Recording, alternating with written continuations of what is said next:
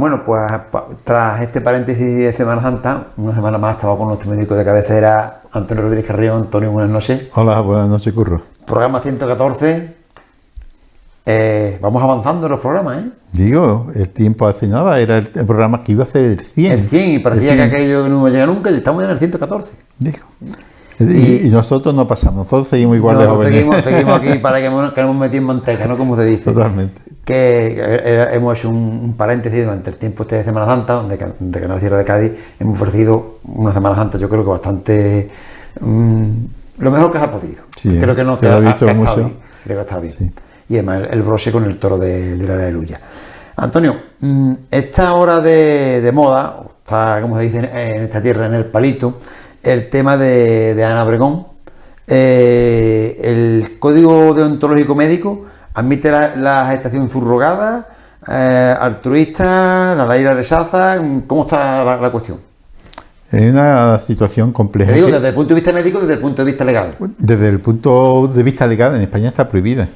Tanto es así que las personas o las parejas que quieren tener un hijo por vientre de alquiler, también se le llama el vientre de alquiler, tienen que ir al extranjero y allí legalizar la situación. Ucrania creo que era uno de los países punteros, ¿no? Bueno, en Rusia, en Europa está en Rusia, en Ucrania, en el Reino Unido, en América está, por ejemplo, en Canadá, en Estados Unidos, en México, también está en Australia, en varios países también de Asia. Entonces, en la India, es un tema que es muy controvertido en el sentido de que la mujer como objeto, como una incubadora artificial, denigra la imagen de la mujer. Es decir, la mujer no es una cosa. Y después también está el problema fundamental de los derechos del niño. Los derechos del niño que tiene una madre que la lleva en su vientre durante 9 meses, que durante este tiempo la madre le habla, lo siente como suyo, porque se produce una intimidad muy grande. Una sinergia, vamos. Exactamente, y después, pues esa madre tiene un puerperio, es decir, después del parto tiene un meses de recuperación, que se siente que un hijo que ya lo tenía, que les ha encariñado, ya no lo tiene, un trastorno para la madre, y muchas veces hay veces que es altruista, sin cobrar nada, y otras veces cobrando. Diferentes son los gastos, ¿no? Es decir, una persona que tiene un embarazo pues tiene unos controles médicos y demás, unos gastos que eso hay que pagarlo, eso no es, sino cuando hay negocio, ¿no? Cuando es una especie de remuneración por un trabajo, en este caso por el alquiler de una persona. Ahí está el problema. Y otro problema, en el caso de Ana Obregón, algunos psicólogos dicen por la edad, 68 años, dice que no es la edad más conveniente para ser madre, tanto así que la naturaleza, a partir de la menopausia, pues ya no se pueden tener hijos de forma natural. Y entonces, pues, por ejemplo, me parece que son 45 años el límite para la adopción de niños. Una adopción, es decir, un niño ya nacido que se adopta, hay un límite de 45 años de edad, creo que es.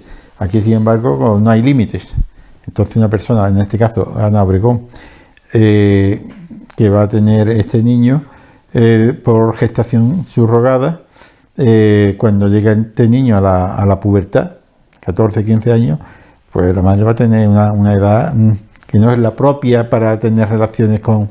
Entonces, no es que es un problema ya entre psicólogos, éticos, es complejo, un tema complejo que también dijo Ana, que también se ha interpretado de alguna manera, de que ya desde este momento no me voy a sentir sola. O sea, eso que es como un animal de compañía, entre comillas, ¿no? Así como que no es lo mismo, pero voy a referir a eso de la soledad, que es un apaño. Entonces, en todas esas cosas, al menos no quiso decir tanto eso de la soledad como en parte sí, en parte no.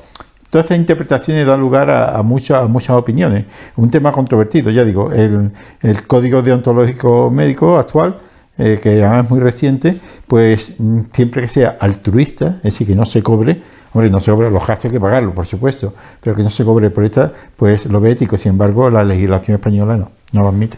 Yo la verdad que yo personalmente, a título personal, yo no lo veo mal. Primero porque hay que ver las circunstancias como se dio. Al parecer es esperma del hijo. En Estados Unidos sí está permitido y no hay ningún tipo de inmoralidad o amoralidad en este sentido, pero bueno, cada uno lo ve como quiere.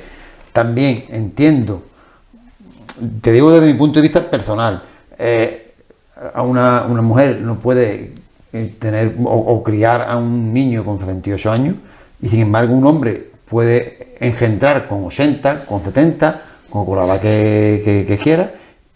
Creo que hay ahí la balanza no está equilibrada, entiendo yo, en mi opinión, Antonio. Te digo que no es que el que sea ni mucho menos el evangelio, pero que es lo que yo opino.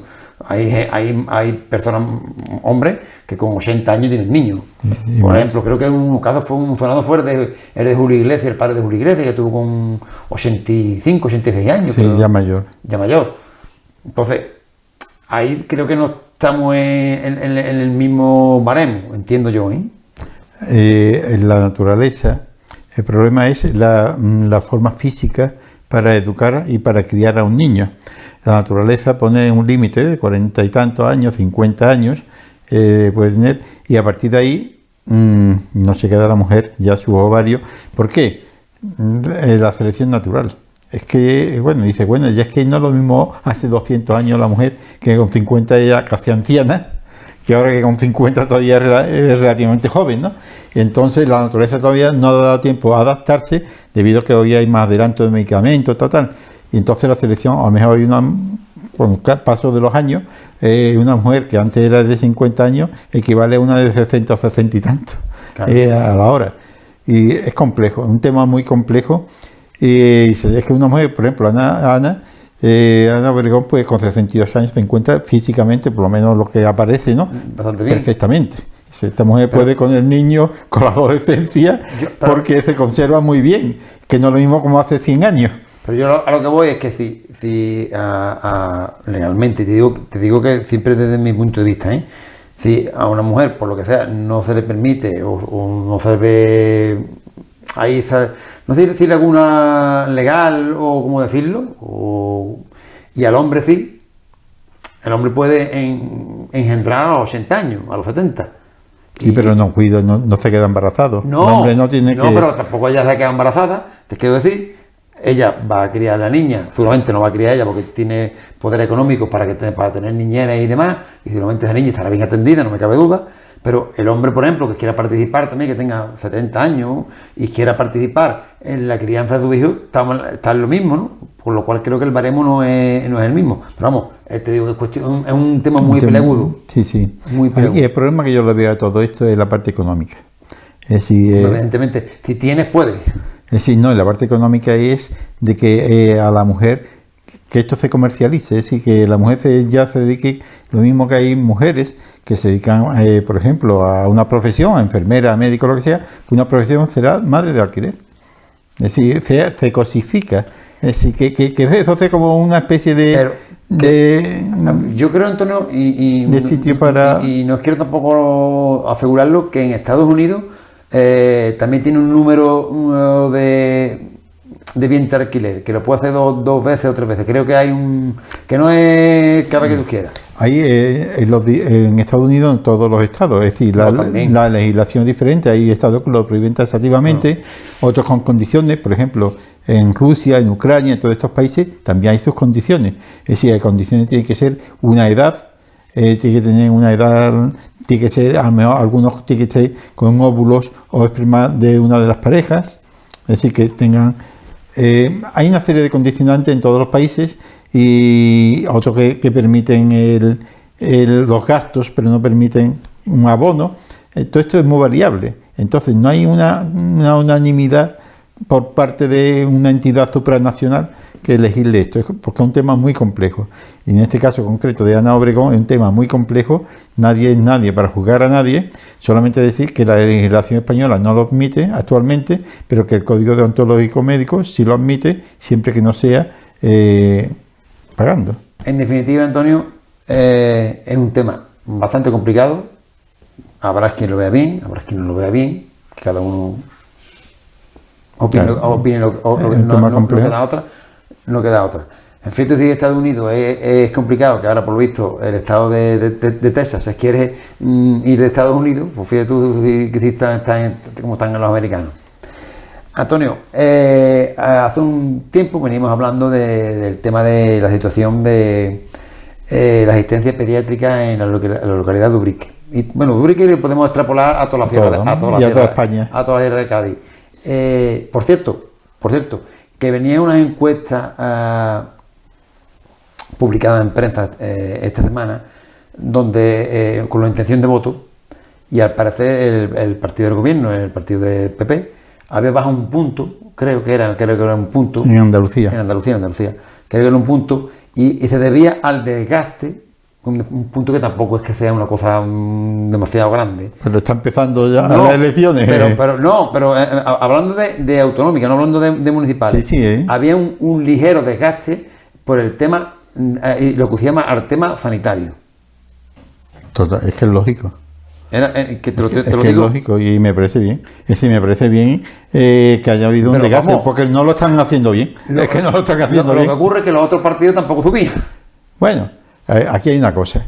El tema de la sanidad no es que se cargara al PSOE con la edad, antes decía, pero fue un factor importante. La joya de la corona, que tanto se presumía por Susana Díaz y antecesores, a la joya de la corona, cuando nos dimos cuenta, se la cargó ella. No se la carga el PP. Pero la joya de la corona no se la carga el PP. El COVID le deja la vergüenza al aire. Sí.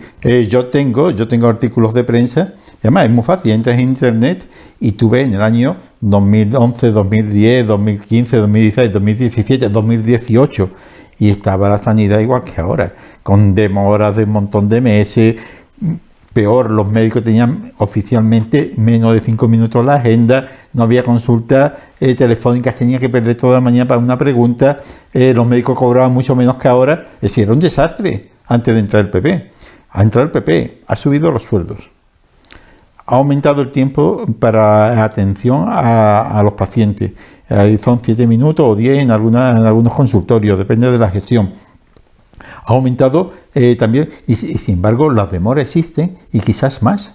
Bueno, si ha aumentado las condiciones laborales de los médicos, que todavía queda mucho por conseguir, de los sanitarios, de los enfermeros, si hay más recursos, ¿qué es lo que pasa? Es la gestión. Dice, bueno, la gestión, y dice, hombre, pues, el PP habrá introducido a sus propios gestores. No. Ha introducido los gestores de arriba, a los directores generales, los cargos medios, pero los sargentos, como en el ejército, es decir, ha cambiado al capitán general, a la general de no sé qué, pero el sargento, que es el que domina la tropa, porque el que domina la tropa es el teniente, el capitán, el teniente y el sargento, y el cabo primero. Esos son los que manejan a la tropa. No son los que mandan más. Esos son los que realmente manejan el cotarro. Pues eso sigue lo mismo prácticamente. Han cambiado muy poquito. Y entonces los que son de una mentalidad siguen siendo de esa mentalidad. El cabo primero y el sargento, el que domina, esos siguen de la misma mentalidad. Así que, y a lo mejor interesa que no funcione bien la cosa para castigar de arriba. Es decir, que entonces, pues ahí está el tinglado. Que no se sabe exactamente. Y dice, bueno, pero entonces, ¿qué es lo que está pasando? Lo que está pasando, en mi opinión, es la gestión. Y está bien que están gestionando mal. Y dice, bueno, pero es que usted tiene que dominar también al sargento, al capitán y a los que están a la tropa.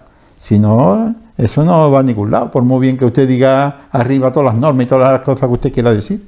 Bueno, y en definitiva, ¿cómo está la situación pediátrica aquí en Ubrique y por ende en... Supongo que es decir, hay un problema, concretamente en Ubrique, las madres se quejan de la gestión. No de que ya hay un pediatra suficiente, que faltan en otras localidades. Aquí las 2 plazas están cubiertas por médicos en función de pediatría, que otra cosa que hay que tener presente. Ya lo dijimos una vez, que lo que piden las madres, porque además se lo dije, y además yo sé, a mí me llamaron como asesor médico, y como asesor porque había coordinado cuando las manifestaciones en Ubrique, la demanda de especialistas médicos y demás, hace 17 años, y me pidieron opinión.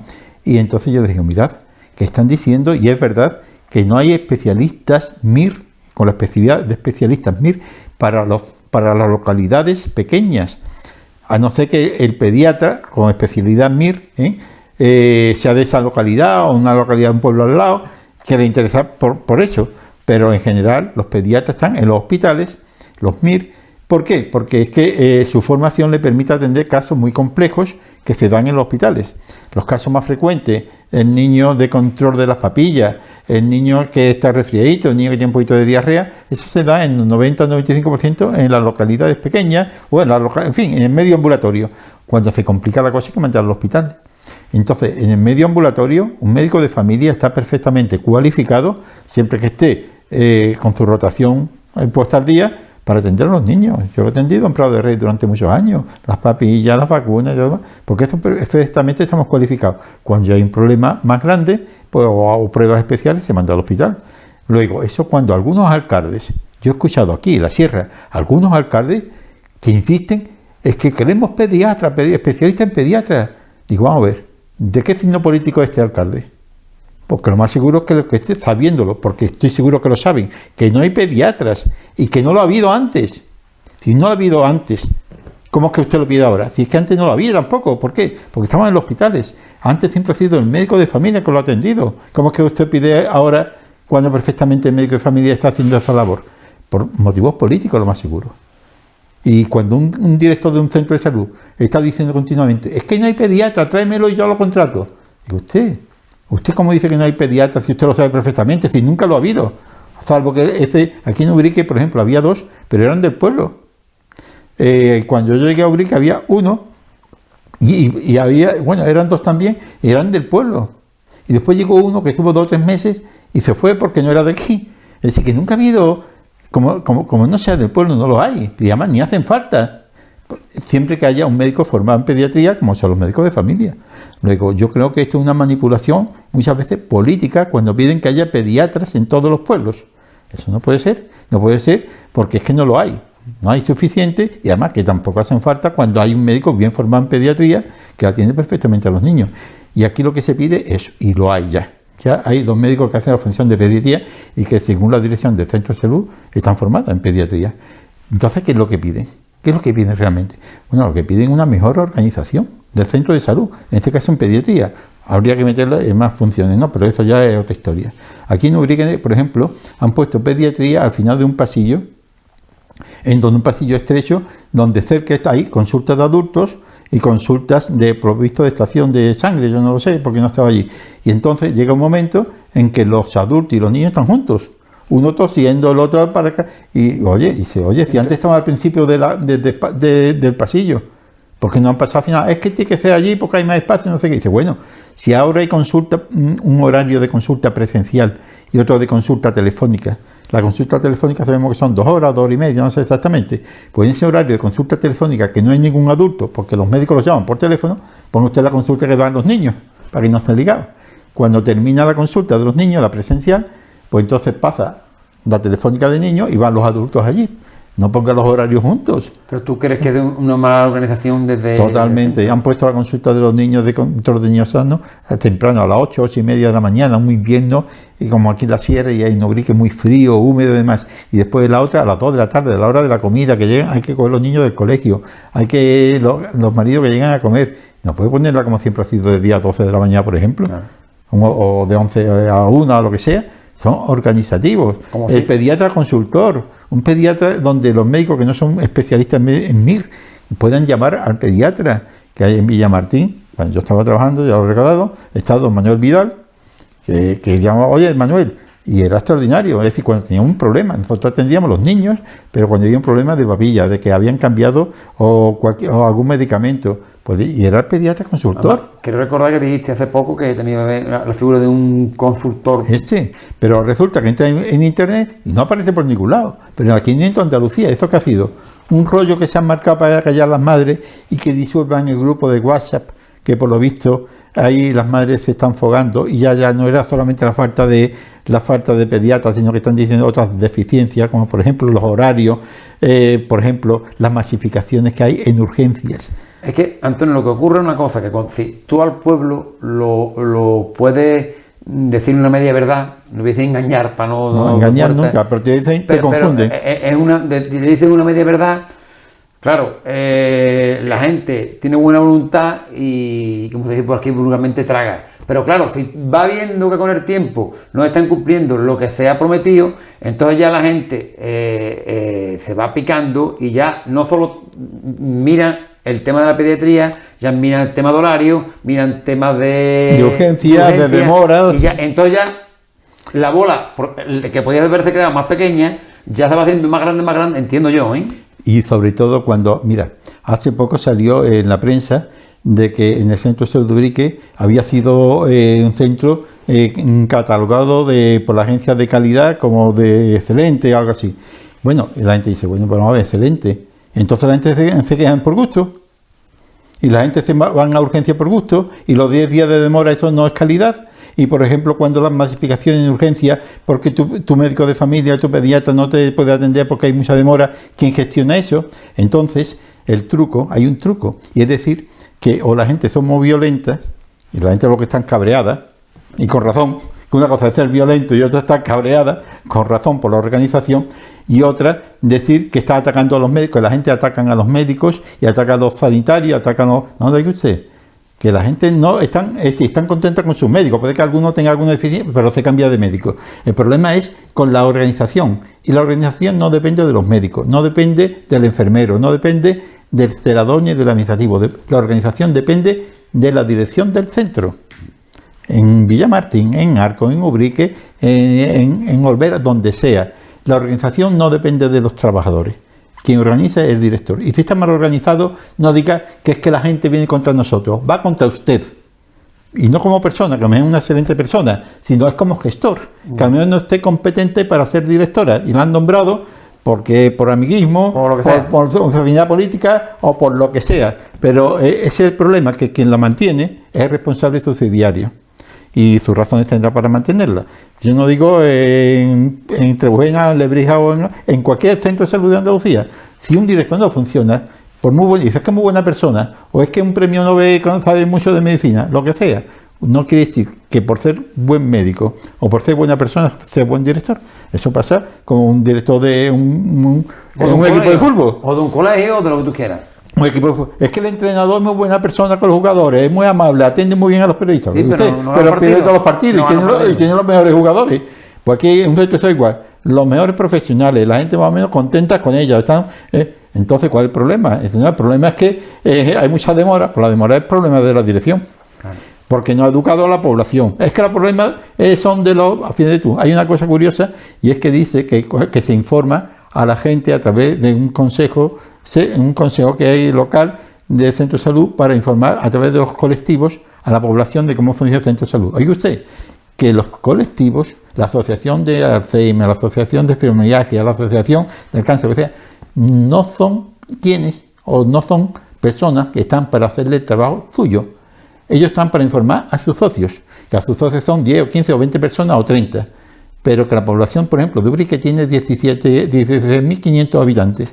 Y la obligación de informar a la población es de la dirección, no pase usted el trabajo a las asociaciones, que las asociaciones tienen que les cuesta trabajo, muchos no tienen ni local o apenas tienen local y no pueden reunir a sus socios. Así que usted no da su trabajo, no se lo pase a otra persona. Haga usted su trabajo y si no sabe hacerlo, pues haga su trabajo como profesional. Además, pero no gestionando. Además, una cosa que, como tú bien dices, se puede extrapolar a todos los pueblos de la ciudad. Lo que yo estoy hablando es para la sierra, para todo Cádiz, para toda Andalucía y para toda España. Y para todo un mundo mundial, que aquí no estamos hablando en concreto de una localidad. Te lo digo porque así es como funciona en muchos sitios. Y el problema que tiene la Junta de Andalucía, y en mi opinión la consejera de salud, es que no sabe que, además eso lo han dicho, lo he escuchado muchas veces a muchos comentaristas, que los votos, ahora que vienen las elecciones... ¿Hay elecciones, Antonio? ¿Hay elecciones? Parece ser, yo he escuchado algo por ahí. Ahora que vienen elecciones, que los votos se fraguan, muchos de ellos en los consultorios. En los consultorios médicos. Muchos votos se fraguan ahí. Y que los alcaldes, por favor, que sepan que los pediatras suelen estar en los hospitales, los MIR. Y que no reclamen para su pueblo un pediatra que nunca han tenido. Pero como ahora hay un equipo de gobierno diferente, o hay en la Junta, ahora lo piden, ¿no? Si nunca ha existido, salvo que sean de ese pueblo o de un pueblo de al lado y que les interese a ellos. ¿Por qué? Porque una ciudad, ellos están en ciudades grandes o en hospitales, porque hay posibilidades de medios de comunicación, de formación continuada a ellos, y como hay pocos, pues se van a esos sitios legítimamente, tienen derecho a ello, porque pueden escogerlo. Así, pero cuando un alcalde reclama para su pueblo pediatra, sepa que no lo hay, pero ni lo ha habido antes, pero ahora lo piden porque es otro signo político. Antonio, yo se creo le ve plumero, se le ve plumero. Sobre todo, ahora que hay tema de elecciones, y vamos a cortar ahora porque ya el tiempo es oro en esto. Creo que desde las distintas formaciones políticas, todas, se utiliza la demagogia y todos piden lo mejor cuando saben que muchas veces no puede venir. Sabiéndolo ellos. Y que nunca lo ha habido. Pero no. Y que antes era peor. Pero vamos, independientemente de eso, es que saben que no va a venir, claro. Pero queda muy bien de cara a la galería pedirlo. Y sin embargo hay cosas que sí pueden venir y no la piden. De ineptos que son, o porque no interesa pedirlo para que nadie se apunte al punto. Dice, no hace cosa que lo traigan, que les demos idea, que ahora lo monten y perdemos votos.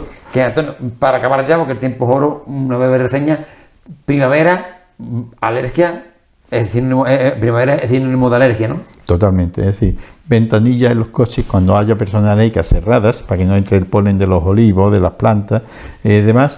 Las personas, los que son asmáticos o tienen reacción, sobre todo los niños, que no se olvide llevar el frasquito, el Ventolin o el spray que lleven ellos como broncodilatador, porque puede darle serios problemas. Y después quedan la conjuntivitis y demás, que utilicen gafas, hacer posible algunas que estén cerradas para evitar esas molestias tan grandes. Pero es que otra cosa no hay. La verdad es que el que padece alergia, yo afortunadamente no, pero sé conozco casos que tienen alergia, es bastante fastidioso. Hay también las vacunas que le llaman, que son no son vacunas en sí, pero en fin, son hiposensibilizantes, son una especie de inyecciones que te hacen unas pruebas y te va acostumbrando el cuerpo a esa sustancia a las cuales tú eres alérgico. Bueno, Antonio, pues muchas gracias por atendernos. Como te decía, el tiempo ahora en televisión. Y si tú quieres, pues nos vemos la semana que viene. Pues hasta la próxima semana. Hasta la semana que viene.